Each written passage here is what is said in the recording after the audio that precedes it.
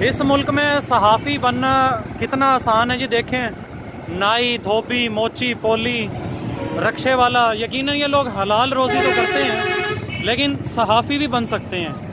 اب کوئی check and balance نہیں ہے، نہ انفارمیشن ڈپارٹمنٹ چیک کر رہا ہے، نہ ضلع انتظامیہ. آپ دیکھیں مظفر گڑھ شہر کے وسط میں موجود یہ بھائی ریڑا چلا رہے ہیں، یقیناً حلال روزی کر رہے ہوں گے. مگر یہ پریس کا بورڈ آپ دیکھیں، یہ سامنے اگر کیمرہ مین سے میں کہوں تھوڑا سا زوم کر کے دکھائیں تو یہ پریس لکھا ہوا جی. یہ پریس لکھوانے کا مقصد صرف یہ ہے کہ یہ بھائی بھی صحافی ہیں. اب ہم نے جو میس کام کی ڈگریاں لی ہوئی ہیں، جرنلزم کی ڈگریاں لی ہوئی ہیں، مجھے یہ لگتا ہے کہ ہمیں آگ لگا دینی چاہیے ان ڈگریوں کو، کیونکہ 8 سے 10 لاکھ روپے فی اسٹوڈنٹ خرچ کرتا ہے، یونیورسٹی جاتا ہے، اس کے بعد وہ ڈگری حاصل کرتا ہے. مگر مظفر گڑھ سمیت کئی چھوٹے بڑے شہروں میں آپ صرف 300 سے 400 روپے میں صحافی بن سکتے ہیں.